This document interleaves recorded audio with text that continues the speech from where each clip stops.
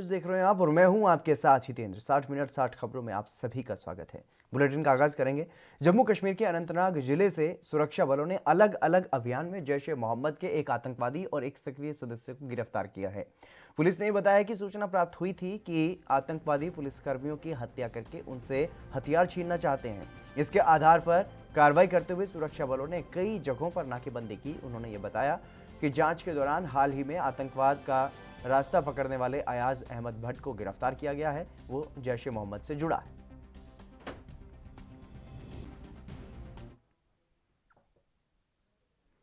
वहीं प्रधानमंत्री नरेंद्र मोदी ने मंगलवार को कोरोना वैक्सीन के निर्यात को लेकर के बड़ी घोषणा की है। उन्होंने कहा है कि पड़ोसी देशों में कोरोना वैक्सीन की आपूर्ति कल से शुरू हो जाएगी और आगे आने वाले दिनों में इसका अनुसरण किया जाएगा।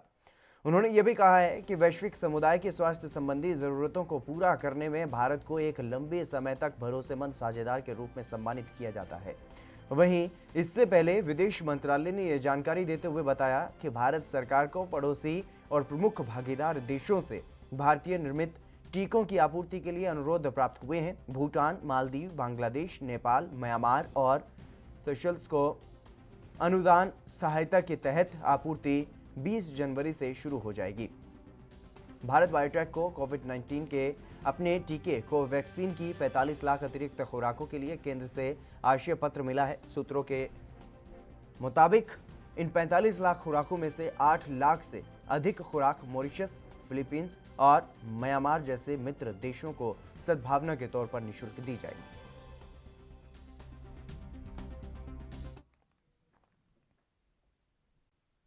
वहीं संसद की कैंटीन में सब्सिडी को पूरी तरह से खत्म कर दिया गया है। लोकसभा के अध्यक्ष ओम बिरला ने मंगलवार को यह जानकारी दी है। इसी के साथ ही अब संसद की कैंटीन में खाना महंगा हो जाएगा और संसद की योजना है कि सब्सिडी खत्म करने से सालाना 8 करोड़ रुपए की बचत होगी। लोकसभा स्पीकर ओम बिरला ने यह कहा है कि बजट सत्र से कैंटीन में सब्सिडी को खत्म किया जा रहा है। संसद की कैंटीन में खाना महंगा हो जाएगा। ओम बिरला ने यह भी कहा है कि सांसदों और अन्य लोगों को संसद में कैंटीन के भोजन पर दी जाने वाली सब्सिडी रोक दी गई है। उन्होंने ये कहा है कि उत्तर रेलवे के बजाय अब आईटीडीसी संसद की कैंटीनों का संचालन करेंगी। और ये बता दें कि कैंटीन में मिलने वाली सब्सिडी को खत्म करने के लिए लोकसभा स्पीकर ओम बिरला ने सुझाव दिया था और सभी पार्टियों ने इस मसले पर सहमति भी जताई थी।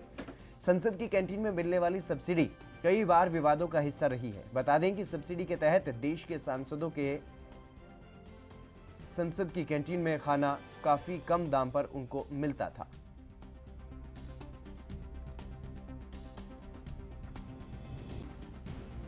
इस बार कई वर्षों से जो व्यवस्थाएं चल रही थी, इस बार उस व्यवस्थाओं में परिवर्तन करते हुए आईटीडीसी को हमने लोकसभा कैंटीन की व्यवस्थाएं दी है। और जैसा कि मैंने जनरल पर्पज कमेटी के अंदर सभी माननीय सदस्यों से आग्रह किया था, सबने सहमति दी थी, हम उस कैंटीन के अंदर हमने सब्सिडी को समाप्त कर दिया पूर्ण रूप से।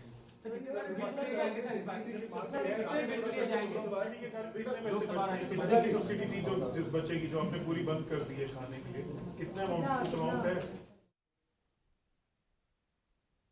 कांग्रेस ने ऐलान किया कि वो असम विधानसभा चुनाव 2021 में 5 दलों से गठबंधन कर मैदान में उतरेगी, जबकि केरल चुनाव के लिए पार्टी ने ओमन चांडी के नेतृत्व में एक कमेटी बनाई है। और असम चुनाव में जीत के मकसद से कांग्रेस ने all India United Democratic Front, Bhakpa, Makpa, Bhakpa Male और आंचलिक गण मोर्चा के साथ सीटों का तालमेल करने का फैसला किया है। और बता दें कि पूर्व मुख्यमंत्री तरुण गोगोई के निधन के बाद असम कांग्रेस के नेताओं में मतभेद गहरा रहे हैं। वहीं केरल चुनाव के लिए कांग्रेस ने प्रदेश कांग्रेस की चुनाव प्रबंधन और रणनीति कमेटी बनाई है। इसका प्रमुख ओमन चांडी को नियुक्त किया गया है।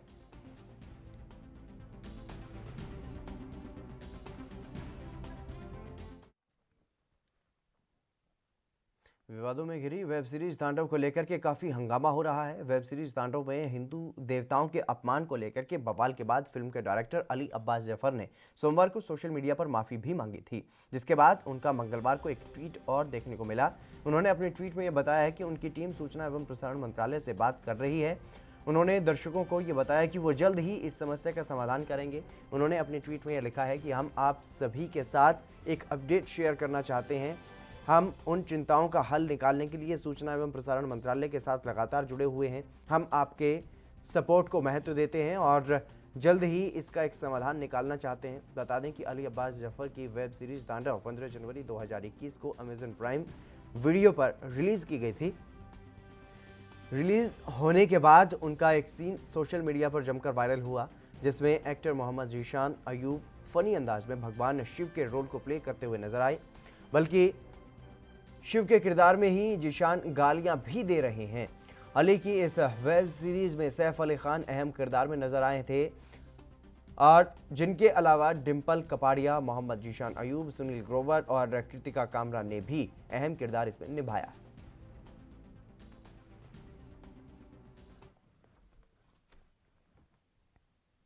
उत्तर प्रदेश के मुरादाबाद में वेब सीरीज तांडव को लेकर के देश भर में मचे बवाल के बीच फिल्म निर्माताओं के खिलाफ हिंदू संगठनों की तरफ से विरोध प्रदर्शन किए जा रहे हैं। इसी कड़ी में करणी सेना ने मुरादाबाद में एक जुलूस निकालते हुए तांडव सीरीज की यूनिट का पुतला फूंककर अपना विरोध दर्ज करवाया और वेब सीरीज तांडव पर मचे बवाल के बीच अब उत्तर प्रदेश में कई मुकदमे भी दर्ज हो चुके हैं, लेकिन उसके बाद भी हिंदू संगठन और अन्य संगठनों के कार्यकर्ता जगह जगह विरोध प्रदर्शन कर रहे हैं।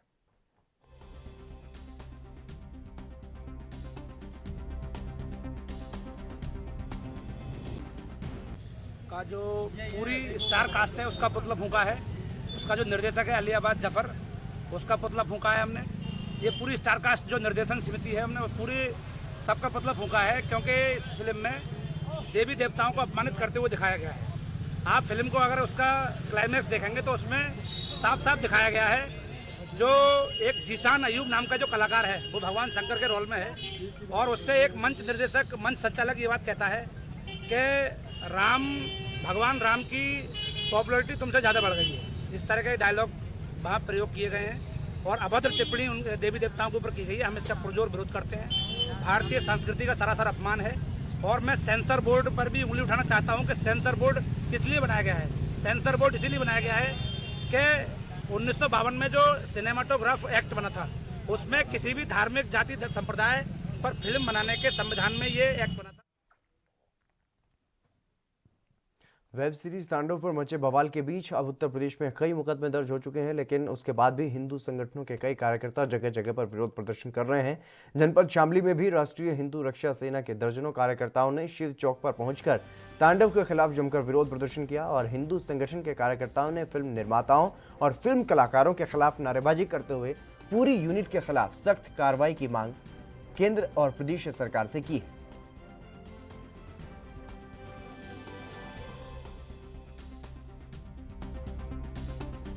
ये अभी वेब सीरीज आई है तांडव फिल्म वेब सीरीज पे। उन लोग उस फिल्म में हमारे हिंदू धर्म का अपमान किया गया है। उन लोगों के द्वारा कुछ तथ्य ऐसे दिखाए गए हैं जो है भी नहीं और कुछ बातें ऐसी हैं जो महिलाओं को सम्मान को ठेस पहुंचाती हैं।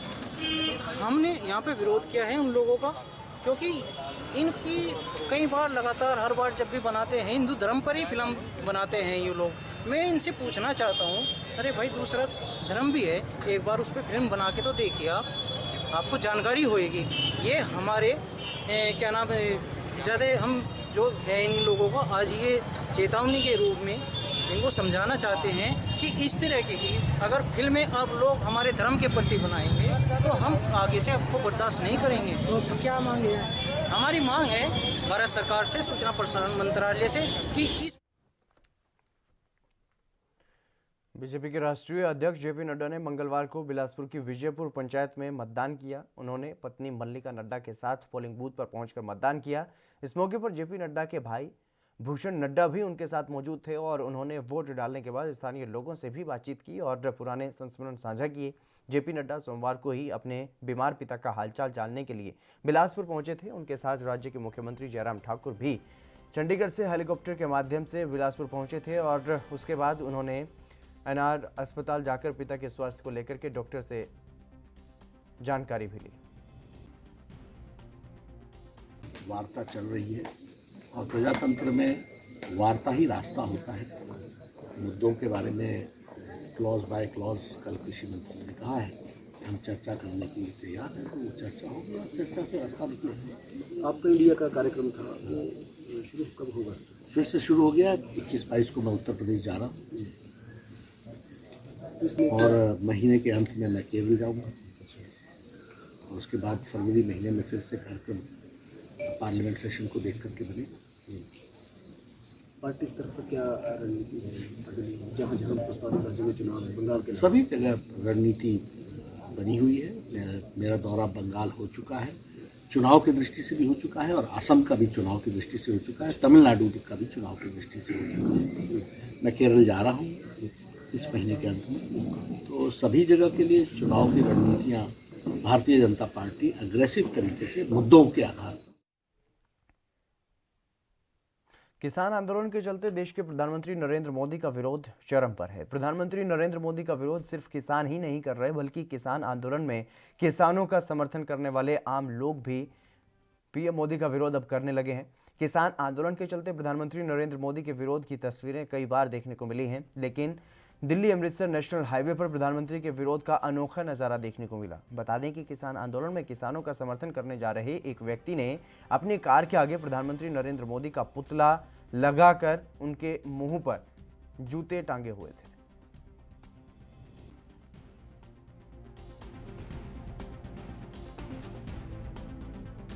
इस आंदोलन की यही तो खासियत है। इस 3 काले कानूनों के खिलाफ हर धर्म का, हर जात का, हर वर्ग का आदमी तन मन धन से जुड़ चुका है। अब इस गंदी सरकार को अब भी इसकी समझ में नहीं आ रहा, तो ये इसकी भी बदकिस्मती है और हमारी बदकिस्मती है, हमारे देश की बदकिस्मती। तो मैं इन लोगों को बहुत धन्यवाद करता हूँ। तो ये इनकी प्लान थी हाँ पुतला फूंकने की, लेकिन हम ऐसे गंदे आदमी की मिट्टी हम अपनी इस पवित्र धरती पर नहीं गिरने देते। इस गंदे आदमी की धरती से हम इसकी राख से इस अपनी पवित्र धरती को बदनाम नहीं करना चाहते।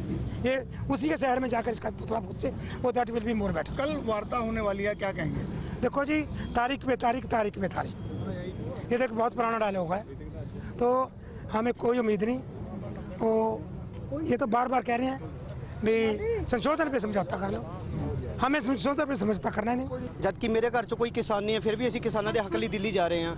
ਜਦ ਤਾਂ ਮੋਦੀ ਦੀ ਮਾਂ ਲਾਈਨ 'ਚ ਲੱਗ ਜੇ, ਮਾਤਾ ਸ਼੍ਰੀ ਲਾ ਲਓ, ਜਦੋਂ ਨੋਟਬੰਦੀ ਹੋਈ ਤਾਂ ਉਹ ਇੰਡੀਅਨ ਵਾਸੀ ਗਏ ਹਨਾ। ਜਦੋਂ ਹੁਣ ਕਿਸਾਨ ਆਪਣੇ ਹੱਕ ਲਈ ਖੜੇ ਨੇ ਤਾਂ ਉਹਨਾਂ ਨੂੰ ਅੱਤਵਾਦੀ ਕਿਹਾ ਜਾਂਦਾ ਹੈ। ਠੀਕ ਹੈ ਜੀ, ਇਸ ਕਰਕੇ ਅਸੀਂ ਇਹ ਪੁਤਲਾ ਉਹਦਾ ਫੂਕਣ ਚੱਲੇ ਸੀ। ਪਹਿਲਾਂ ਪੰਜਾਬ ਵਿੱਚ ਫੂਕਣਾ ਸੀ, ਸਾਡੇ ਪੰਜਾਬੀਆਂ ਨੇ ਫੂਕਣ ਨਹੀਂ ਦਿੱਤਾ। ਕਹਿੰਦੇ ਜਦ ਆਇਆ ਕਦੀ ਕਰੋਨਾ ਹੋ ਗਿਆ, ਕਦੀ ਕੀ ਕਹਿੰਦੇ ਨੋਟਬੰਦੀ ਹੋ ਗਈ, ਮਨੂਸੀ ਹੈ। ਤਾਂ ਅਸੀਂ ਪੰਜਾਬ ਤੋਂ ਨਿਕਲੇ, ਹਰਿਆਣੇ ਵਾਲਿਆਂ ਨੇ ਘੇਰ ਲਿਆ। ਇਹ ਕਹਿੰਦੇ ਅਸੀਂ ਇੱਥੇ ਵੀ ਨਹੀਂ ਫੂਕਣ ਦੇਣਾ, ਇਹਨੂੰ ਦਿੱਲੀ ਜਾ ਕੇ ਫੂਕੋ। ਹੁਣ ਇਹਨੂੰ ਦਿੱਲੀ ਫੂਕਣ ਚੱਲੇ ਆ ਜੀ ਪੰਜਾਬ ਤੋਂ।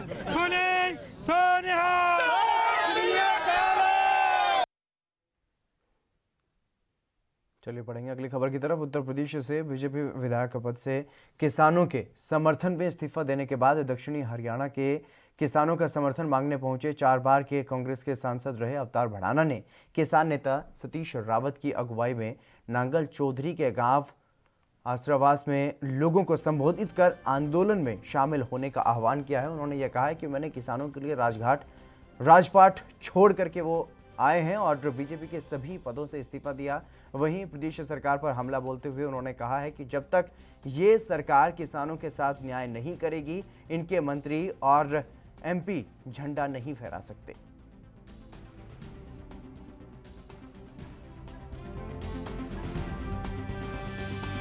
क्योंकि किसान आंदोलित है, वो अपने अधिकारों को और हितों को लेकर पूरे देश में किसान एकजुट हो रहा है। ज़रूरत इस बात की थी कि मुझे भी हमारा जो मोर्चा है, किसानों के हितैषी मोर्चा जो है, उस मोर्चे ने कहा कि तुम्हारी भी ड्यूटी है भड़ाना, इस वक्त किसान की मदद के लिए लोगों के बीच जाओ और एकजुट करने का काम है। मैं पूरे ही अपने पश्चिमी उत्तर प्रदेश में, हरियाणा, टोटल हरियाणा कर चुका हूँ। ये दक्षिणी हरियाणा में हमारा लास्ट बॉर्डर है जुरेड़ा बॉर्डर। मैं जुरेड़ा से चला हूँ और ये मेरा बहरोड लास्ट बॉर्डर है। एमएलए और एमपी झंडा नहीं फहरा सकते जब तक किसान सड़कों पर है। इनको पैर नहीं रखने देंगे। इनका राज, हरियाणा का राज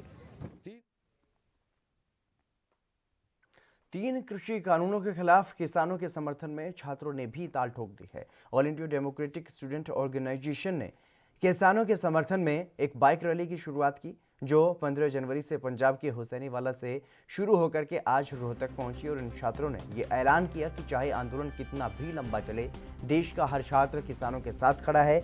अब ये आंदोलन किसानों का ही नहीं, पूरे देश का आंदोलन है और सरकार को तुरंत 3 कृषि कानूनों को वापस ले लेना चाहिए।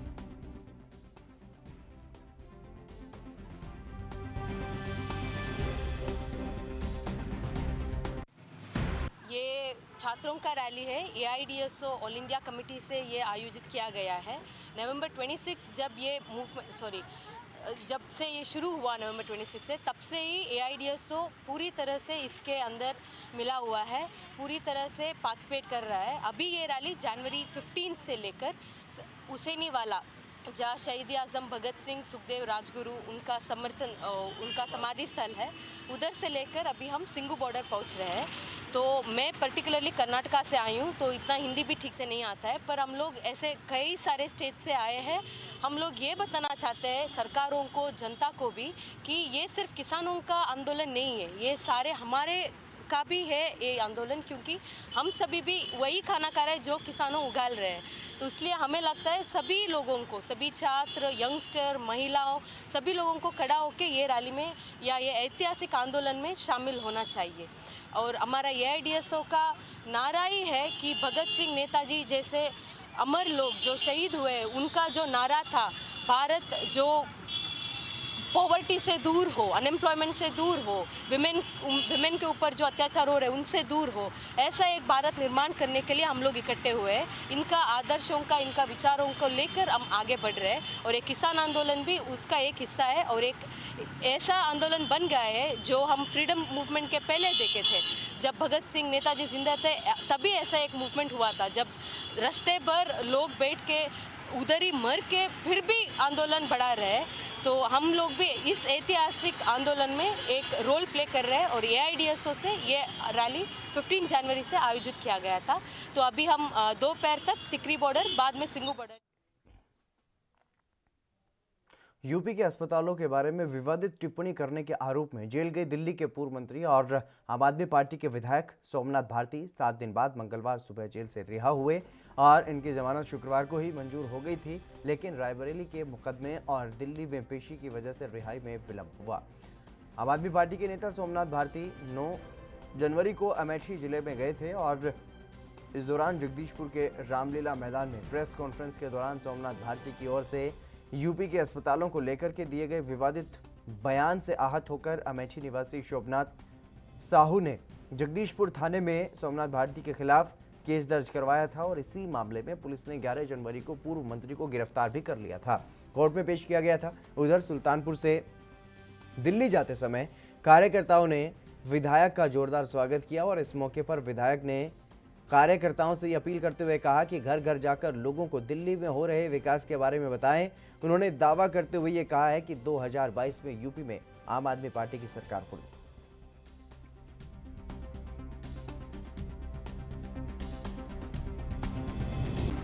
ये सब हो रहा है और उत्तर प्रदेश सरकार की जो बौखलाहट है वो साफ साफ दिख रही है। अगर सरकार के बदहाली की, अस्पतालों की, स्कूलों की निंदा नहीं कर सकते, इसका मतलब अघोषित आपातकाल इन्होंने कर रखा है। लेकिन ये तब तक ही रहेंगे जब तक आप खड़े नहीं होंगे। आप खड़े क्या हुए, ये भाग जाएंगे।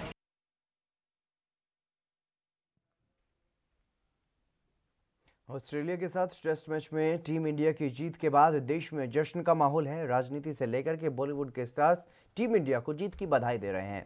इस ऐतिहासिक जीत के हीरो रहे ऋषभ पंत की भी जमकर के तारीफ हो रही है। नाबाद 89 रनों की पारी खेलने वाले ऋषभ पंत ने टीम इंडिया की जीत के बाद प्रतिक्रिया दी। उन्होंने ट्वीट किया कि अगर खुद पर भरोसा हो तो सब कुछ हासिल किया जा सकता है। 23 वर्षीय ऋषभ पंत ने अपने ट्वीट में यह लिखा कि जब हालात कठिन हों तो आपको और दम लगाना पड़ता है। ये एक ऐसी सीरीज थी जिसको हम कभी नहीं भूल सकते। कठिन समय में हमें खुद भरोसा था और विश्वास हमने रखा।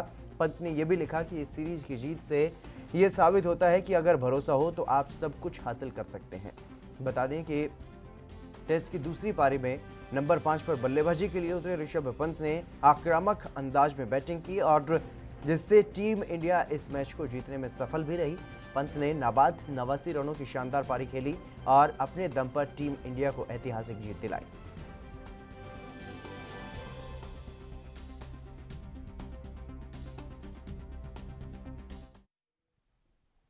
फिटनेस समस्याओं से जूझती अनुभवहीन भारतीय टीम से टेस्ट सीरीज हारने से स्तब्ध ऑस्ट्रेलियाई कोच जस्टिन लैंगर ने मंगलवार को यह कहा कि उन्होंने इस झटके से बड़ा सबक सीखा है कि भारतीय टीम को कभी भी कमतर नहीं आंकना। बता दें कि भारत ने चौथी टेस्ट के साथ ही सीरीज 2-1 से जीत ली थी और इसके बाद ऑस्ट्रेलियाई कोच लैंगर ने यह कहा कि ये बेहतरीन टेस्ट सीरीज थी। आखिर में एक हारता है और एक जीतता है। आज टेस्ट क्रिकेट जीता, हमें यह हार लंबे समय तक खलेगी और भारत को पूरा श्रेय जाता है। हमने इससे सबक सीखा है। उन्होंने यह भी कहा कि पहली बात कि कभी किसी चीज़ को हल्के में नहीं लेना और दूसरा ये कि भारतीयों को कभी कमतर नहीं आंकना।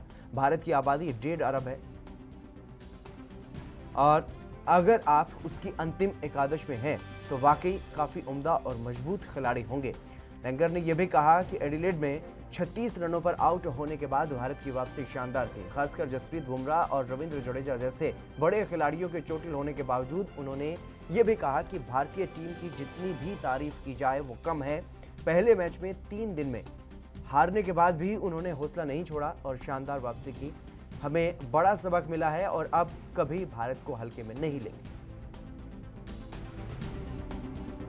Oh, look, one, it was what I make. It was an incredible test series, and you're right. There's some team, there's a winner and a loser. We didn't come out today, but Test cricket's the winner. It's been magnificent, and it's going to hurt us big time. India deserve full credit. They've been outstanding. My gosh, they're tough dusters, and they deserve full credit. But we'll learn a lot of lessons from it. Well, little buddy, we've rewritten records and they're meant to be broken records. Did you ever think today, though, on this particular wicket that you'd see a young face of Indian cricket in a position where they could, one, win the game, but then also rewrite history at the Gabba? Yeah, it was an amazing effort. It was Pant's innings reminded me a bit about Ben Stokes at Headingley, actually. He came in, he was almost fearless, and he'll be lauded because of it. It was an unbelievable innings. I thought young Gill batted very well. I thought their young bowling attack kept us under pressure throughout the whole game. And as I say, India deserve full credit. But as do our guy. I mean, another way to look at it from our point of view is we've had the same 4 bowlers who have gone hard, they've stood up, they've worked so hard, they've tried their backsides off. Unfortunately, we just didn't get over the line today. Team India ने जबरदस्त प्रदर्शन करते हुए मंगलवार को चौथे और अंतिम टेस्ट क्रिकेट मैच में ऑस्ट्रेलिया को 3 विकेट से हराकर बॉर्डर गावस्कर ट्रॉफी अपने पास बरकरार रखी और इस पर पूर्व क्रिकेटर कीर्ति आजाद की प्रतिक्रिया भी सामने आई है। खिलाड़ी भारतीय टीम के नहीं थे जो फर्स्ट टीम में खेलते हैं और कुछ लोग ऐसे थे जो केवल बॉलिंग करने के लिए साथ में आए थे और जब इनका ये परफॉर्मेंस देखते हैं तो मजा आता है। यह भारतीय क्रिकेट का भविष्य है। जो लोग बाहर बैठे हैं उनमें भी इतनी ताकत है कि अगर विराट कोहली टीम में नहीं है, ईशांत शर्मा नहीं है, बुमराह नहीं है, आपके शामी नहीं है, ये लोग नहीं है, उसके बावजूद इन लोगों में इतना मुद्दा है कि ये खड़े होकर जीत सकते हैं। तो मुझे तो बहुत ही प्रसन्नता हुई कि यह एक टीम यंग इंडिया की है। ये उन शेरों के झुंड की तरह थे जो ऑस्ट्रेलिया के पीछे पड़े। ऑस्ट्रेलिया में इनको रंग भेदी, नस्ल भेदी लोगों ने बहुत छेड़ा भी, इनके ऊपर रेशल स्लर जो कहते हैं वो किया। उसके अलावा प्रेस ने वहाँ पे बहुत इन लोगों को नीचा दिखाने की कोशिश की, टीम बी टीम कहा, लेकिन मैं किसी से सहमत नहीं हूँ। यह खिलाड़ी हैं, ये देश का भविष्य है, आगे क्रिकेट का भविष्य है और जिस प्रकार का इन्होंने परफॉर्मेंस दिया है पहले टेस्ट में, आप देखिए, आप सिराज को देखिए, शार्दुल को देखें, वॉशिंगटन सुंदर को देखें, नटराजन को देखें, इन लोगों ने इतना बढ़िया परफॉर्मेंस किया। ऑस्ट्रेलिया में जज्बे और धैर्य का अनूठा प्रदर्शन कर 4 मैचों की टेस्ट सीरीज को 2-1 से अपने नाम करने वाली भारतीय टीम की लगातार तारीफ हो रही है। बधाइयों की झड़ी के बीच चेतेश्वर पुजारा के पिता अरविंद पुजारा ने भी प्रतिक्रिया दी है।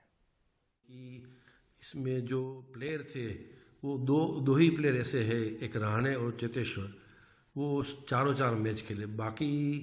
बाकी पूरी टीम चेंज होती रहती थी और इसमें इंडिया को मैं पहले कोहली गया, फिर उसके बाद रविंद्र और अश्विन इंजर्ड हुए, सानी फास्ट बॉलर भी इंजर्ड हुए, स्पिनर भी इंजर्ड हुए। तो मेरे हिसाब से जो टीम का जो मोरल था वो साइकोलॉजिकल मेरे हिसाब से बहुत बड़ा है और साइकोलॉजिकल हमने ऑस्ट्रेलिया को पछाड़ दिया और मैच हमने। गुजरात के सूरत में बड़ा ट्रक हादसा हुआ है। बता दें कि ट्रक हादसे में 15 मजदूरों की मौत हो गई। पुलिस अधिकारियों से मिली जानकारी के मुताबिक हादसा सूरत से करीब 60 किलोमीटर दूर कोसांबा गांव के पास हुआ। मारे गए सभी प्रवासी मजदूर राजस्थान से थे और वहीं इस मामले में राजस्थान के मुख्यमंत्री का भी बयान सामने आ गया है। गुजरात के मुख्यमंत्री विजय रूपाणी ने सूरत में हुए हादसे में जान गंवाने वालों के परिजनों को 2 लाख रुपए की अनुग्रह राशि देने की घोषणा की है।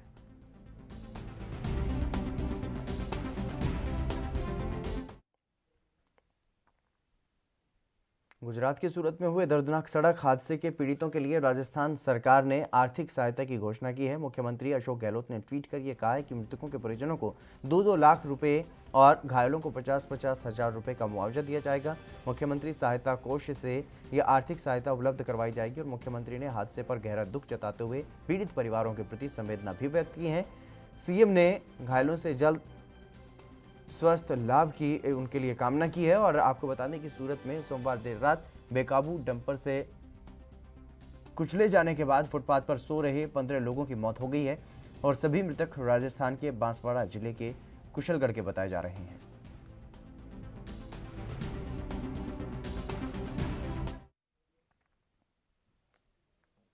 केंद्रीय मंत्री श्रीपद नाइक गोवा मेडिकल कॉलेज से ठीक होकर के डिस्चार्ज हो चुके हैं। 11 जनवरी को श्रीपद नाइक के साथ सड़क हादसा हुआ था जिसमें उनकी पत्नी और निजी सहायकों की मौत हो गई थी। केंद्रीय मंत्री कर्नाटक में गोकर्णा से येल्लापुर जा रहे थे और इसी बीच एक सड़क हादसे में वो घायल हो गए और उनकी पत्नी की मौत हो गई। केंद्रीय मंत्री नाइक की उम्र 68 साल है और वो पड़ोसी राज्य कर्नाटक से लौटते समय 11 जनवरी को उत्तर कन्नड़ा में अंकोला के पास एक सड़क दुर्घटना में वो घायल हो गए थे।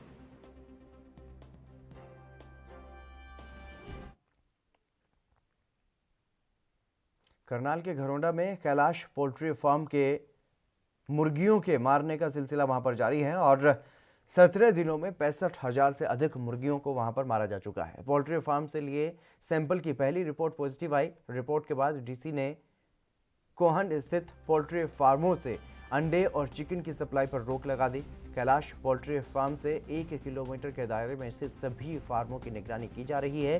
सोमवार को पशुपालन विभाग के डॉक्टरों की टीम कोहंड के पोल्ट्री फार्मों का निरीक्षण करने के लिए वहां पर पहुंची और डॉक्टरों की टीम ने 3 फार्मों का जायजा लिया। कैलाश पोल्ट्री फार्म के मालिक विकास सिंगला ने यह बताया कि उनके फार्म में 80,000 मुर्गियां रखी हुई थी।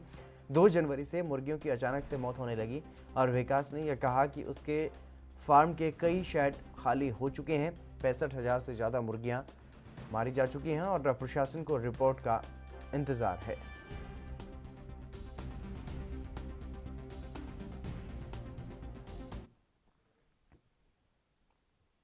साल 2019 में हरियाणा सरकार ने पंचायत चुनाव में महिलाओं को पंचायत चुनाव में 50% आरक्षण देने का प्रावधान किया था।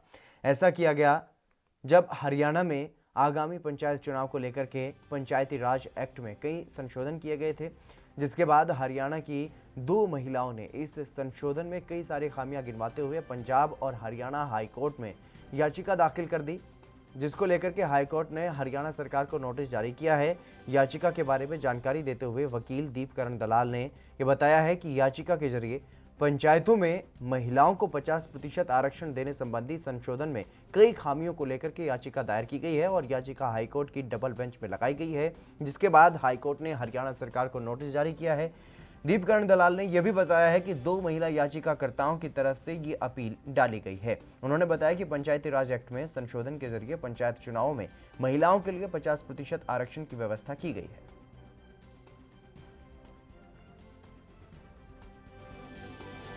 वो याचिका जो हमने डाली है वो 2 महिला पिटिशनर्स की तरफ से डाली है, जिसमें हमने जो हरियाणा विधानसभा ने अभी एक मिनट से क्या याचिका लगाई है सर? आपकी तरफ से लगाई गई? हमने ये याचिका 2 महिला याचिकाकर्ताओं की तरफ से डाली है, जिसमें हमने हरियाणा विधानसभा के अंदर जो अभी पिछले दिनों हरियाणा पंचायती राज अमेंडमेंट एक्ट 2nd अमेंडमेंट पास किया गया, जिसके तहत स्कीम ऑफ रिजर्वेशन जो है वो हरियाणा पंचायती राज अमेंडमेंट एक्ट में बदली गई, जिसके तहत आज के दिन जितने भी पंचायत के ग्राम पंचायत के, ज़िला परिषद के, ब्लॉक समिति के वार्ड्स हैं, उनको ऑड और इवन नंबर में बांटा जाएगा।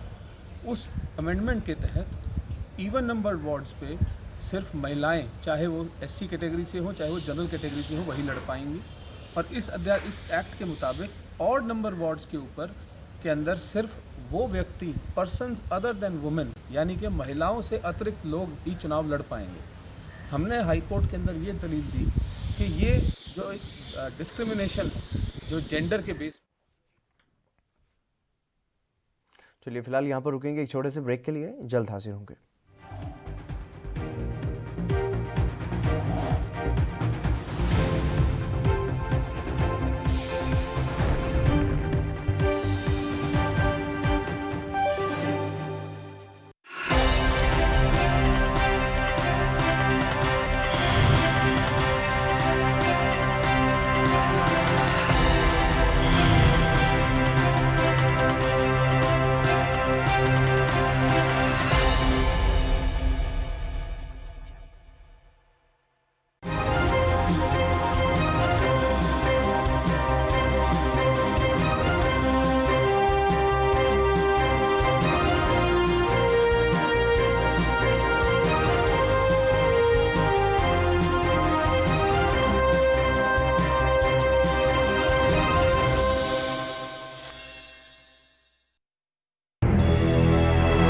लखनऊ से लेकर चंडीगढ़ तक, मुंबई से लेकर रायपुर तक, क्या है राजनीति की हलचल, क्या है समाज का मिजाज। राजधानी लाइव, हमारी नजर, आपका फैसला, हर रोज सुबह 8 बजे सिर्फ ANP न्यूज पर।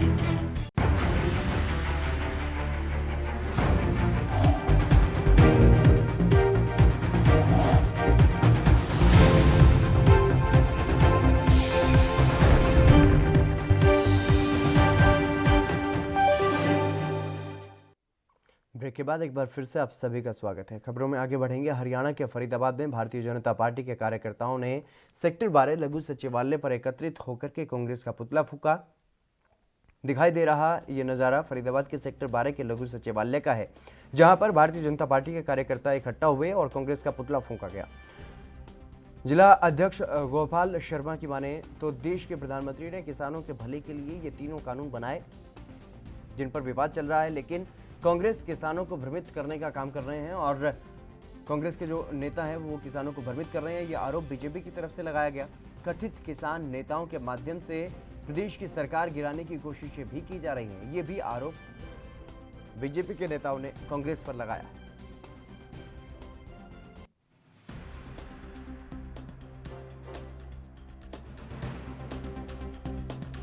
आज हमने कांग्रेस का पुतला फूंका है क्योंकि कांग्रेस भोले भाले किसानों को गुमराह कर रही है और गुमराह करके उसको आंदोलन करा रही है। देखिए 500 से ज़्यादा हमारे भारतवर्ष में किसानों के संगठन हैं और पंजाब में उनकी सरकार है, राजस्थान में उनकी सरकार है। उन भोले भालों किसानों को बहका कर भटका कर और जो राजनीति में हताश और निराश लोग हो चुके हैं उनको साथ लेकर और उसके माध्यम से किसानों के कंधों पर बंदूक चलाने चाह रही है। कल ही आपने देखा जो हमारे किसान यूनियन के जो नेता हैं, जो किसान यूनियन के सो कॉल्ड नेता जिन पर आरोप लगाया, अखबारों में छपी हुई 10 करोड़ रुपए लेकर हरियाणा की सरकार को गिराने का एक षड्यंत्र कर रहे थे। वो कभी सुरदेवाला से मिल रहे थे, कभी किसी से मिल रहे थे और उनकी यूनियन ने भी उनको इस बात का यूनियन के उससे प्लेटफार्म से भी बाहर करने की बात करी और उनको जो मीटिंग्स में लाने के लिए बात करी, परंतु उस समय गुरनाम सिंह चुन्नी ने माफ़ी मांगी और माफ़ी मांगने के बाद उन्होंने कहा कि मैं ऐसी हरकत नहीं करूंगा। तो ये हरियाणा के उप मुख्यमंत्री दुष्यंत चौटाला, जिनके पास आबकारी एवं कराधान विभाग का प्रभार है।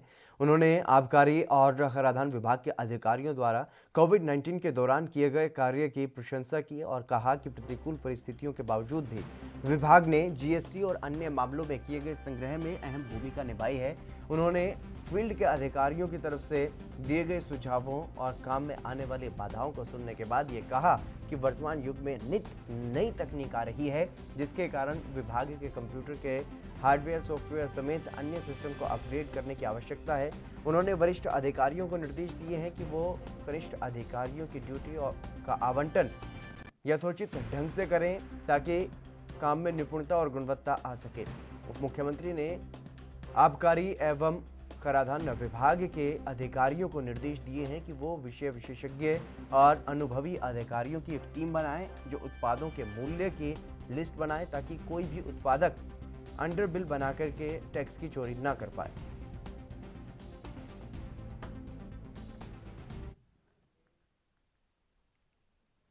हरियाणा के कैबिनेट मंत्री जयप्रकाश दलाल की अध्यक्षता में गौ सेवा आयोग की बैठक हुई है, जिसके बाद मंत्री ने यह कहा कि प्रदेश की गौशालाओं को आत्मनिर्भर बनाने के लिए इसमें सौर ऊर्जा संयंत्र, जैव गैस संयंत्रों की स्थापना और जैविक खाद का उत्पादन करने की व्यवस्था की जाएगी। मंत्री ने गौ सेवा आयोग के सदस्यों से यह भी कहा है कि गोबर से जैविक खाद बनाने के लिए गौशालाओं में वर्मी कंपोस्टिंग के लिए आवश्यक कार्य योजना तैयार की जाए ताकि बागवानी विभाग इस जैविक खाद को खरीद सकें।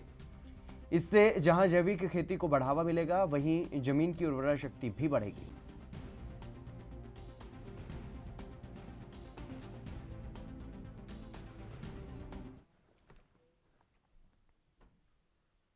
कोरोना महामारी के बीच महाकुंभ 2021 का आयोजन हरिद्वार में होने जा रहा है। इसकी तैयारियां भी बेहद असाधारण हैं। कोरोना संक्रमण और लॉकडाउन के बाद महाकुंभ के आयोजन को लेकर के सवालिया निशान लगने लगे थे। महाकुंभ की तैयारियों पर इसका बड़ा असर पड़ा। इसके बाद अखिल भारतीय अखाड़ा परिषद और संत समाज के संकल्प के बाद तैयारियों ने जोर पकड़ा। उत्तराखंड में शासन और स्थानीय प्रशासन ने कमर कसी। इसी का परिणाम है कि कुंभ मेले के स्वागत के लिए हरिद्वार अब तैयार है। 12 साल के अंतराल में लगने वाला कुंभ मेला इस बार 11 साल बाद लगने जा रहा है। कुंभ में बड़ी संख्या में श्रद्धालुओं और संत साधुओं के आगमन की संभावना को देखते हुए आध्यात्मिक राजधानी हरिद्वार को तैयार किया जा रहा है। हालांकि ये भी सच है कि कोरोना का खतरा अभी सिर से टला नहीं है। हरिद्वार कुंभ को होर्डिंग्स में ईश्वरीय निमंत्रण बताया जा रहा है, लेकिन महामारी के बीच इतना बड़ा धार्मिक आयोजन उत्तराखंड सरकार और स्थानीय प्रशासन के लिए किसी चुनौती से कम नहीं।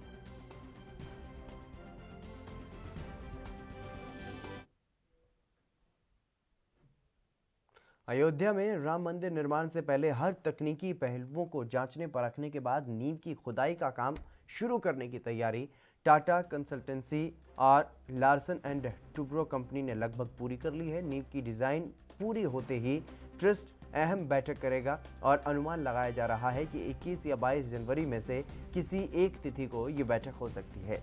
श्री राम जन्मभूमि तीर्थ क्षेत्र ट्रस्ट को वित्तीय कार्यभार देख रहे न्यास के सदस्य डॉक्टर अनिल मिश्रा ने ये इस बात के संकेत दिए हैं कि उन्होंने ये भी कहा है कि मंदिर की नींव की डिज़ाइन जो है वो तैयार करने का काम अंतिम दौर में चल रहा है। उन्होंने ये बताया कि मुझे लगता है कि इस जनवरी के अंत में या फिर फरवरी महीने की शुरुआत में नींव का काम शुरू हो जाएगा। ये एक आंतरिक काम है।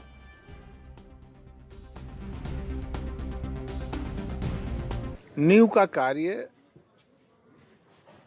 लगभग उसके जो इंजीनियर्स हैं टीसी और एलएनटी, उन लोगों ने लगभग तैयार कर लिया। अंतिम दौर में उनकी डिजाइनिंग का काम चल रहा है।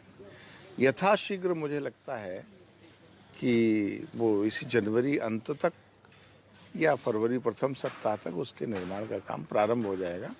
वो एक प्रक्रियागत है, कोई उसमें नया काम नहीं होना है। वो उन्होंने सारी तैयारी पहले से कर रखी है, भूगर्भ की, उसकी। अब केवल उनको वो जो सामग्री उसमें मिला करके वहाँ डाल करके तैयार करना है, उसका बेसिक इंजीनियरिंग वो तैयार कर रहे हैं। ये उनका आंतरिक काम है, उनकी पूरी टीम है उस पर विचार कर रही है। ऊपर के जो इंजीनियर्स थे IITs के, उन्होंने अपनी राय, उनको परामर्श दे दिया है। उस पर पिछली बैठक में निर्माण समिति ने भी निर्णय ले लिया था कि अब वो नींव खुदाई करके उसको जालौन की कोंच तहसील में समाधान दिवस का आयोजन किया गया। जिलाधिकारी मन्नान और पुलिस अधीक्षक यशवीर सिंह की अध्यक्षता में समाधान दिवस का आयोजन किया गया। इस दौरान उन्होंने फरियादियों की शिकायतें सुनी। तहसील दिवस में कुल 50 शिकायतें दर्ज करवाई गई। उपजिलाधिकारी अशोक कुमार और तहसीलदार राजेश विश्वकर्मा सहित स्थानीय अधिकारियों की उपस्थिति में 8 मामलों का मौके पर ही समाधान कर दिया गया। वहीं बाकी मामलों का जल्द ही निपटारा करने के लिए अधिकारियों को निर्देश भी दिए गए हैं। 10 प्रकरण आए हैं जिसमें 8 का जो है मौके पर निस्तारण हो गया है और कईयों के लिए जो है हमारी पुलिस और प्रशासन की संयुक्त टीम जो है लेखपाल की वो भी अभी गए हुए हैं। तो मौके पे पहुँच के अगर विवाद ज़्यादा है तो कितनी पेंडेंसी है पेंडेंसी दे दें। सर कौन से दिवस की कोई पेंडेंसी नहीं। सर किस विभाग के ज्यादा प्रार्थना पत्र आए? ज़्यादातर आपके जो प्रार्थना पत्र है वो भूमि विवाद और आवास को लेकर। सर एक ग्राम बसीट का मामला है मंदिर को लेकर के, क्या है मामला? ये ग्राम बसीट में जो है प्रकरण काफी दिनों से चल रहा है। 2 पार्टियां वहाँ पर हैं जिसमें एक मंदिर जो है जो चक्रोड के ऊपर जो है बना हुआ है और उसके आसपास का जमीन भी जो है वो बंजर की भूमि है जिसपे लोगों ने जो है अपना गार्डन वगैरह बनाया हुआ है। वहीं जो है कुछ लोगों ने जो है पार्टी बंदी के चलते सामने से जो सड़क 50 वर्षों से चल रही थी उसको उत्तर प्रदेश सरकार के निर्देशानुसार सभी जिलों में मिशन शक्ति महिला हेल्प डेस्क का प्रत्येक थानों में उद्घाटन किया गया और इसी कड़ी में मैनपुरी कोतवाली में भी मिशन शक्ति का महिला थाने का उद्घाटन वहां पर किया गया। आपको बता दें कि शासन की तरफ से हर थाने के लिए 1 लाख रुपए दिए गए थे। मैनपुरी में कुल 14 थाने हैं और मंगलवार दोपहर करीब 2 बजे इस कार्यक्रम का उद्घाटन किया गया। मैनपुरी एसपी ने यह बताया कि इससे महिला अपराधों में कमी आएगी और महिलाओं की शिकायत को ध्यानपूर्वक सुना जाएगा, निष्पक्ष जांच की जाएगी।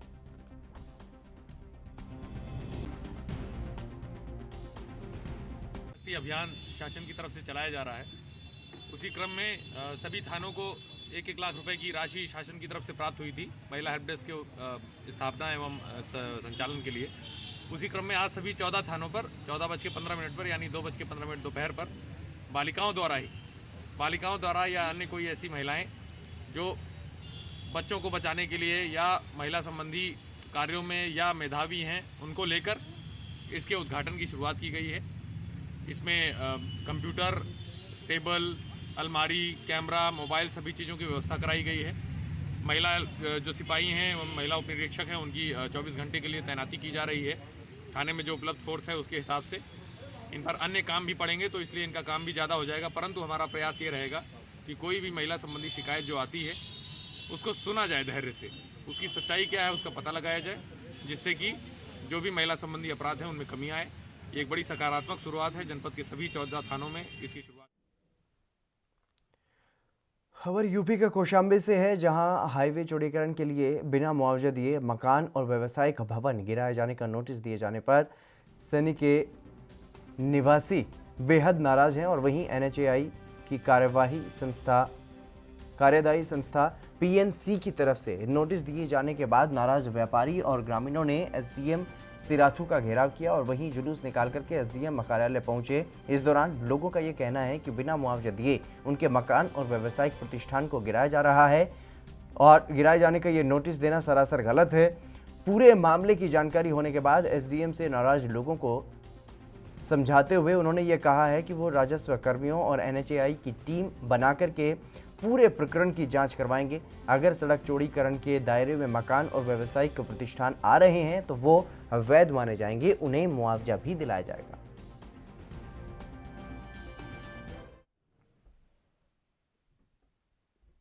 दिल्ली की तरफ जाने वाली दिल्ली पैरेलल नहर मौत की नहर बन गई है। एक के बाद एक हादसे हो रहे हैं, गाड़ियां इस नहर में गिर रही हैं। इतना ही नहीं, गाड़ियों की वजह से यहां से गुजरने वाले लोग भी नहर में गिर जाते हैं। पानीपत में एक और हादसा देखने को मिला है, जहां एक व्यापारी की कार नहर में गिर गई और इसके बाद क्रेन की मदद से कार को बाहर निकाला गया। हादसा पानीपत के नारायणा के पास हुआ है और बताया यह जा रहा है कि फिलहाल पुलिस ने मामला दर्ज कर लिया है और आगे की कार्रवाई में जुट गई है।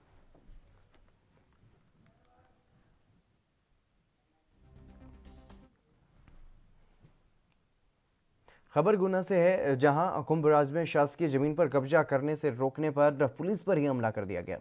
स्थानीय गांव में दबंगों ने सरकारी जमीन पर कब्जा किया हुआ है। गांव वासियों ने जब उन्हें रोकने की कोशिश की और पुलिस को बुलाया तो सूचना मिलते ही मौके पर पुलिस पहुंची भी, लेकिन दबंगों ने पुलिस पर भी हमला कर दिया, जहां पुलिस कर्मियों ने भागकर अपनी जान बचाई।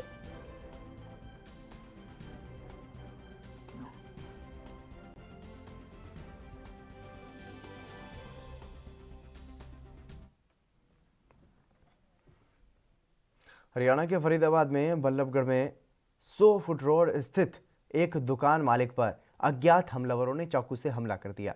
हमला करने के बाद हमलावर मौके से फरार हो गए और तस्वीरों में दिखाई दे रहा है ये नज़ारा बल्लभगढ़ के सरकारी अस्पताल का है, जहां पर एक युवक को घायल अवस्था में लाया गया।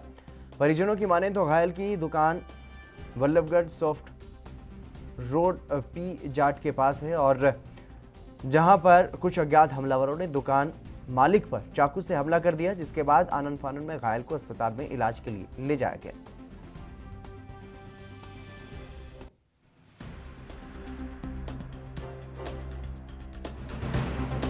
चाकूबाजी की घटना सामने आई है, क्या कुछ जानकारी मिल पाई है? ये कोई कुलदीप है, सन ऑफ मोतीलाल, आजाद नगर। तो इसका डोमिनोज के आसपास इसकी दुकान है।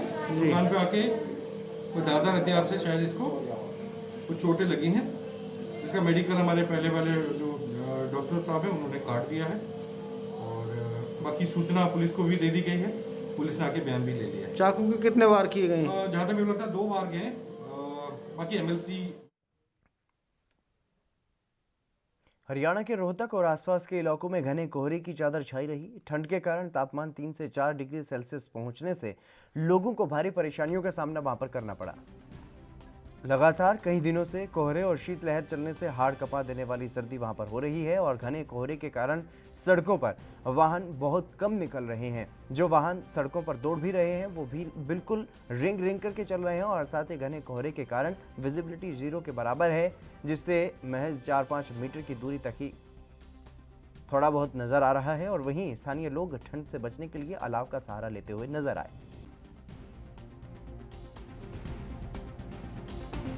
धुंध तो काफ़ी है जी। कितनी परेशानी हो रही है? परेशानी तो बस बहुत ज़्यादा है, ना कुछ दिखाई देता ना कुछ। ठंड भी बड़ी है इससे? हाँ, ठंड भी है। लगातार कितने दिनों से ठंड है, धुंध है? भाई ये आप ये लगा लो 1 तारीख से ही है। अच्छा, काफ़ी दिक्कत हो रही है लोगों को? हाँ, काफ़ी दिक्कत है। समाधान तो कुछ है नहीं इसका। ठंड भी जरूरी है। गेहूं के लिए फायदेमंद है। हाँ, गेहूं के लिए बहुत फायदेमंद। कोरोना संक्रमण को देखते हुए हरियाणा के साथ साथ देश के कई राज्यों में स्कूलों पर शिक्षा विभाग के आदेशानुसार ताला लगा हुआ है, लेकिन कई निजी स्कूल इन आदेशों की धज्जियां उड़ा रहे हैं। हरियाणा में शिक्षा विभाग के आदेश के अनुसार 9वीं से 12वीं तक के छात्रों को स्कूल में परामर्श के लिए वो जा रहे हैं, लेकिन कक्षाएं लगने के बाद रेवाड़ी जिले के कई स्कूलों में एक साथ करीब 100 से ज़्यादा बच्चे कोरोना संक्रमित पाए गए, जिसके बाद हरियाणा शिक्षा विभाग की तरफ से फिर से कक्षाएं लगाने पर रोक लगा दी गई थी।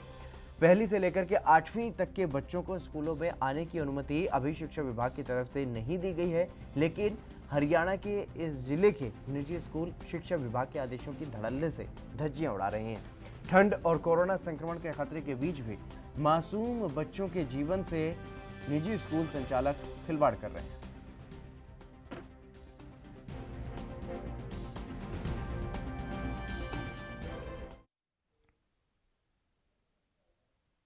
राजस्थान के पाली जिले के रायपुर थाना पुलिस ने नकली नोट की एक बड़ी खेप पकड़ी है।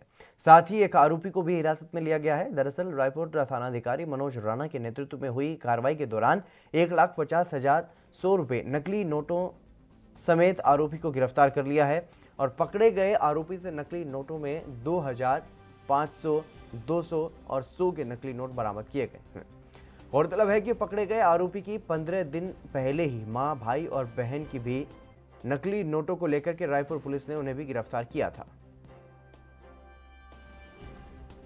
पाली जिले में नकली नोट की बढ़ती हुई घटनाओं को देखते हुए श्रीमान एसपी साहब, जिला पुलिस अधीक्षक कलराम जी रावत द्वारा आदेश दिए गए, जिसके तहत हमने ऐसे लोगों पर, संदिग्ध लोगों पर निगरानी रखी। इसी तहत आज मुझे सूचना मिली कि बिराटे कला में एक व्यक्ति के पास नकली नोटों की बड़ी खेप है, जो उन नोटों को असली के रूप में चलाने की फिराक में है। इस पर मैं मन जाब्ता की वहाँ गया और दबिश दी, उसको गिरफ्तार किया और चेक किया तो उसके कब्जे से 1,50,100 रुपये के नकली नोट बरामद किए गए और उसको गिरफ्तार किया गया। राजस्थान के पाली जिले में जैतारण उपखंड क्षेत्र में लंबे समय से हो रहे अवैध बजरी खनन और परिवहन को लेकर के ग्रामीणों ने उपखंड अधिकारी को ज्ञापन सौंपा है और शीघ्र ही कार्रवाई करने की मांग भी की गई है। वहीं शीघ्र कार्रवाई नहीं करने पर हाईवे को जाम कर प्रदर्शन करने की चेतावनी दी गई, जिसका जिम्मेदार प्रशासन को ही बताया। दरअसल जिला परिषद सदस्य आशा देवी कुमावत के नेतृत्व में ग्रामीण उपखंड कार्यालय पहुंचे और उपखंड अधिकारी को ये बताया कि क्षेत्र के निमाज, मोहराई, आसरलाई, फूलमाल, लासनी और बिरामपुरी इत्यादि जगहों पर नदियों में अवैध रूप से दिन रात बजरी का खनन हो और परिवहन जो है वो वहां पर हो रहा है, जिसको लेकर पहले भी कई बार प्रशासन को अवगत करवाया गया था, लेकिन कोई कार्रवाई वहां पर नहीं हुई। में अवैध बजरी का खनन हो रहा है, इसलिए जैतारण के उपखंड अधिकारी डॉक्टर भास्कर विश्नोई जी को अवैध बजरी माफिया के खिलाफ कार्रवाई करने के लिए हमने ज्ञापन सौंपा और उपखंड क्षेत्र में चल रहे कई जगहों पर अवैध खनन एवं परिवहन पर रोक लगाए एवं बजरी माफियाओं के खिलाफ कानूनी कार्रवाई करने की मांग की। जैतारण उपखंड क्षेत्र के कई गांवों में अवैध रूप से बजरी का परिवहन एवं उत्खनन बड़े स्तर पर जोरों शोरों से चल रहा है, जिससे राजस्व हानि हो रही है। उसके साथ साथ ग्रामीणों को भी भारी परेशानी झेलनी पड़ रही है। निमाज, मोरई, आसरलाई, बिरामपुरी, फूलमाल, लासनी जैसे क्षेत्र में अवैध रूप से परिवहन एवं उत्खनन हो रहा है। यूपी के मिर्जापुर में प्रबंधकीय शिक्षण समिति के प्रधानाचार्यों और प्रबंधकों की बैठक नारायणपुर के बोस पब्लिक स्कूल के सभागार में हुई और दरअसल कोरोना के चलते बंद पड़े कक्षा 1 से 8 तक के स्कूल खोले जाने की मांग यहां पर की गई और प्रबंधकों ने विद्यालय खोलने के निर्णय पर सरकार की निष्क्रियता पर चिंता व्यक्त की है।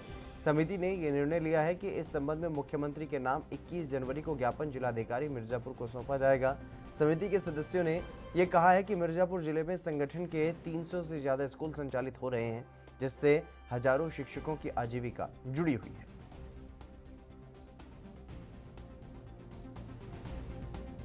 समस्याएं सर ये है कि विद्यालय लगभग 1 वर्ष से बंद पड़े हुए हैं, जिसमें विद्यालय के संचालन हेतु जो गाड़ियां लगी हुई है, गाड़ियों का इंश्योरेंस है, परमिट है और सारी जो व्यवस्थाएं हैं, कुछ लोगों ने गाड़ियां जो है वो लोन पर ली है, उसका भी वो किस्त भरना पड़ रहा है। हम चाह रहे हैं कि उसके लिए भी कुछ सरकार ध्यान दे और इस किस्त को जो है 1 वर्ष के लिए।